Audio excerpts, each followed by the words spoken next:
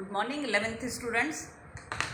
Our lesson number 5, the solid state. In part 9, I am taking the topic 5.10, liquefaction of gases. Okay. See, this is topic 5.10, liquefaction of gases.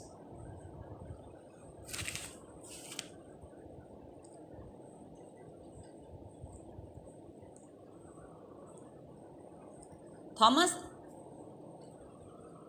Andrews on gas CO2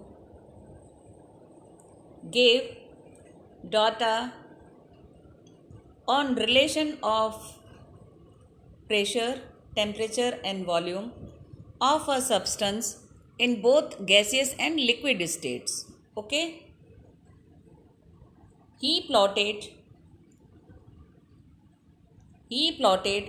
isothermal of CO2 in various temperature. You can see in figure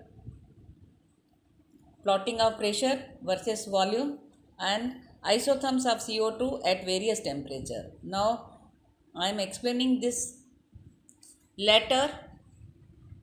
It was found that real gases behave in the same manner as CO2. Okay. So he noticed that at a high temperature, isotherms look like that of an ideal gases, and the gas cannot be liquefied over at high pressure. Okay. See, from isotherms he noticed that all other gases behaves like that, and the gases cannot be liquefied even at high pressure. So first he tried to give high pressure, but the gases didn't turn in liquefaction. As the temperature is lowered, okay, so different isotherms he showed. At a high temperature he has taken pressure versus volume. At a high temperature he has taken these curves.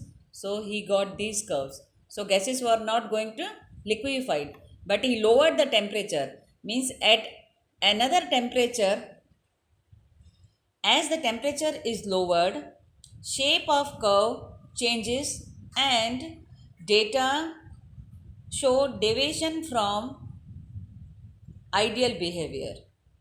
Okay. At 30.98 degrees Celsius, CO2 remains gas up to 73 atmosphere pressure. Point E in figure. See, this is 30.98 E point at 73 pressure. Up to this level, CO2 and at this volume, at this point means 30.98, the curve was taken. Up to here, CO2 remains gas. Now, as the temperature is lowered, shape of curve changes and data deviation from ideal behavior. Okay, as he lowered the temperature, another curve at another temperature, lowering the temperature. Ideal gas changed the deviation. At 30.98 degrees Celsius, CO2 remains gas up to 73 atmosphere pressure. Point E in the figure. At 73 atmosphere pressure, liquid CO2 appears for the first time. So at this temperature and at this pressure, CO2 changes into liquid state. The temperature 30.98 degree is called the critical temperature of CO2. This is the highest temperature at which liquid CO2 is observed. Okay, this is the highest temperature. See, this temperature they are not going to convert into liquid, but this is the highest temperature where we found CO2 in gaseous state. By now, this is the highest temperature. Above this temperature, it is gas. So, above this temperature, this is gas. Volume of 1 mole of gas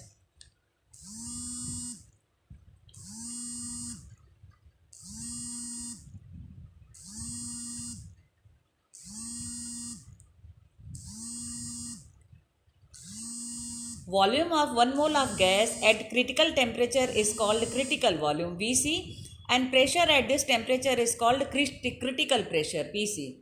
Now the critical temperature, pressure and volume are called critical constants. Further increase in pressure simply compresses the liquid CO2, and curve represents the compressibility of the liquid by increasing the pressure. Okay. Now the step line represents the isotherms of liquid. These is step line isotherms. Now even at slight compression results in steep rise in pressure, indicating very low compressibility of liquid. Okay. Now below 30.98 the behavior of gas on compression is quite different.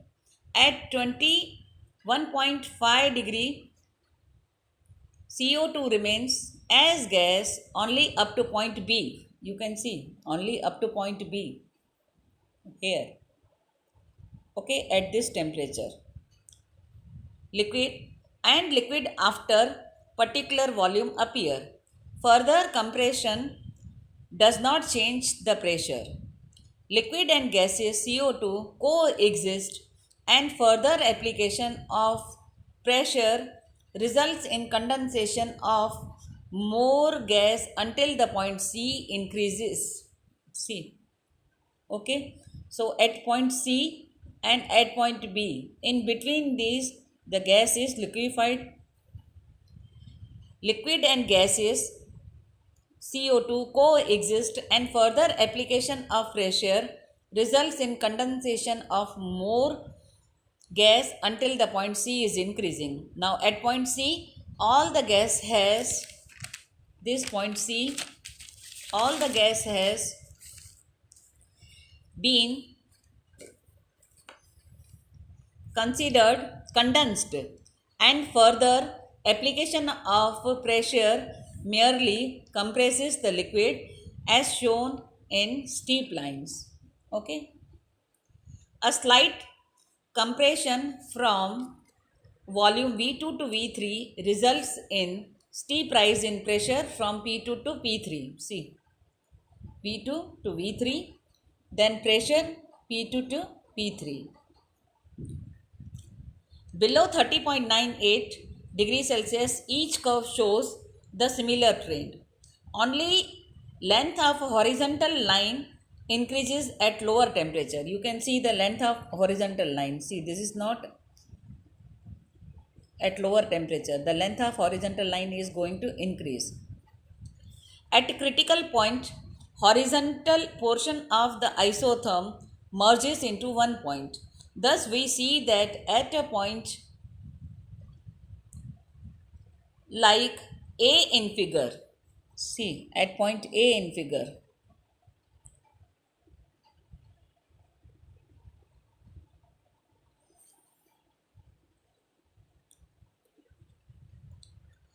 thus we can see that a point like A in figure represent gaseous state, a point like D represents liquid state. A point gaseous and point D you can see here liquid state.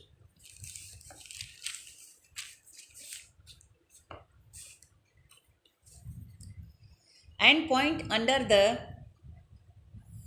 dome shaped area represents existence of liquid and gaseous CO2 in equilibrium.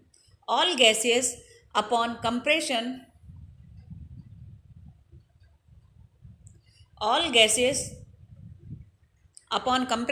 at constant temperature means isothermal compression shows the same behavior on CO2, means gases should be cooled below their critical temperature for liquefaction. Okay, so below their critical temperature they are going to cool. Critical temperature of a gas is highest temperature at which liquefaction of the gas starts first. Okay, so this is the highest temperature. After lowering the temperature, liquefaction starts. Liquefaction of so-called permanent gases required cooling as well as considerably compression. Compression brings the molecules in close. See, here I earlier also said compression of pressure brings the molecules close to each other, and cooling shows down the movement of molecules therefore. And if we are giving cooling, so their movement will stop. Now intermolecular interactions may hold the closely and slowly moving molecules together on and gas liquefied. Okay, so from here and up to here I taught you. Now we can again revise it, that it is possible to change a gas into liquid or liquid into gas by process in which always a single phase is present. For example, in figure 5.13 we can move from point A to F. Okay, vertically, from point A to F vertically by increasing the temperature. Here the temperature is lower. If we are increasing the temperature, then this will change vertically by increasing the temperature. Then we can reach the point G by compressing the gas at constant temperature along this isotherm. Okay, from A to F to G we can reach this A, F and G by compressing the gas at constant temperature along this isotherm at 31.1 degrees Celsius. The pressure will increase. Now we can move vertically down towards D by lowering the temperature as soon as we cross the point H, from D to H, from D